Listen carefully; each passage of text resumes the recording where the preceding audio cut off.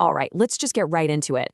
Whenever you hear the word war on the news, there's this quiet, almost, embarrassing question that pops into your head, right? It's not about geopolitics. It's about something way, way closer to home. What's going to happen to my job? My house? My retirement savings? It's that unspoken financial fear that, let's be honest, we all have in these moments of global crisis. And you know what? You shouldn't feel ashamed for thinking that. It's a totally legitimate question because every single war has a very precise economic logic to it. And sooner or later, that logic knocks on our door, not with sirens and alarms, but with things like our electricity bills, the price of gas, and the interest rates on our loans. So to really get a handle on this, we've got to look at the data. I mean, financial markets have a super long memory, and they've kept a pretty detailed diary of what happens when major conflicts break out. And what that diary shows us is probably not what you're expecting. Okay, so look at this. There's a really clear pattern here. Think about Pearl Harbor in 1941. I mean, just devastating news. The market tanks 20%. Fast forward to 1990, Iraq invades Kuwait. The market drops 17%. But then look at the more recent conflicts. The shock is still there, but the recovery, it's getting way, way faster. And this is where it gets really interesting. This is the next part of the pattern.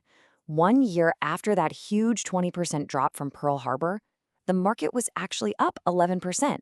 And a year after the invasion of Kuwait, it was up 14%. It's like the initial shock and fear almost always gives way to some pretty significant gains. And get this, when you average out all the major geopolitical shocks from the last 100 years, it takes the market just 41 days to get back to where it started. 41 days. That's it. It's less than a month and a half. And here is probably the most mind-bending fact of all. The crashes that really, truly destroyed wealth for entire generations, we're talking 1929, the dot-com bubble in 2000, the 2008 financial crisis, none of them happened during a major war. They all happened in times of peace. And that tells you something profound. Markets are way more terrified of their own internal problems than they are of external conflicts. Okay, so that raises a huge question, right? If it's not the war itself, what's the one thing, the one variable that separates a tiny little dip from a complete, devastating long-term disaster? Well, as you're about to see, it is not what you think. So it's not about how long the war lasts, or where it's being fought, or even how intense it is. There's something else going on. So what is the one thing that really decides the financial outcome? The answer is recession. It's that simple. If a war breaks out when the economy is strong and healthy, the market, on average, is up 9% a year later. But if a war hits an economy that's already weak or in a recession, the market is down 11%. That's a 20-point swing. It's everything. It all comes down to the health of the economy before the first shot is even fired. And that brings us right to today, because once you understand that principle, you can start to see these little, almost invisible threads that connect a conflict thousands of miles away directly to your wallet. Okay, take the Strait of Hormuz. It's this tiny 17-kilometer-wide channel of water, but it is one of the most critical shipping lanes on the entire planet. On a normal day, about 100 tankers sail through. During the recent conflict, that number dropped to 6. Just 6. That's a 94% collapse in traffic. So why on earth should you care about that? Well, look at this. 1/3, literally 1 out of every 3 bags of fertilizer traded on this planet passes through that one single choke point. 1/3. And that sets off this incredible chain reaction. The price of urea, a key fertilizer, shoots up 25% in just 2 days. That means European farmers have less of it for spring planting, which means smaller harvests in the summer, which leads to higher food prices for you in the fall. And just like that, a shipping problem in the Middle East could force central banks to start thinking about raising your mortgage rates. See the connection?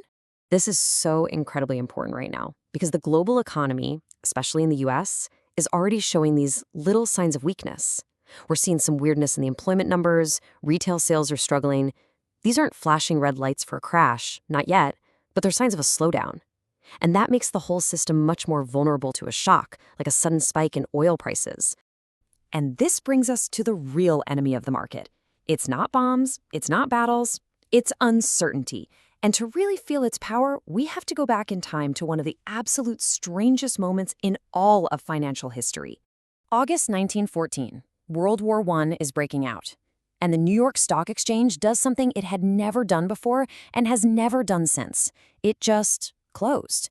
Not for a day, not for a week, for 6 straight months. Why? Because it was facing the one thing it simply cannot handle: total, absolute uncertainty. So, what do you think happened when it finally reopened its doors in 1915? By then, the world knew for certain it was in a horrifying global war. The uncertainty was gone. The Dow Jones skyrocketed by 88%. To this day, it is still the single best year in the entire history of the US stock market. It's the ultimate proof that the certainty of even terrible news is less toxic to markets than the poison of not knowing what's coming next. So, after all that history, what's the takeaway? What does all this mean for you, for your money, for how you should be thinking about things right now? Well, it really boils down to 3 simple, timeless lessons. First, pay more attention to the health of the economy than you do to the war headlines. Second, remember that recoveries are, historically, very fast, so panic selling is almost always the wrong move. And third, and this is a big one, diversification is everything. And diversification isn't just some boring financial buzzword. I mean, look at World War II. The German and Japanese stock markets lost 90% of their value. They were wiped out. In that exact same period, US markets actually delivered positive returns. The difference wasn't about who was smarter, it was about distance. The war wasn't on their home turf. And that really brings us to the final, most important point. The goal is never to try and predict a conflict you have zero control over. The goal is to build a financial life that's strong enough, that's resilient enough to hold up even when one of those thin global threads inevitably snaps.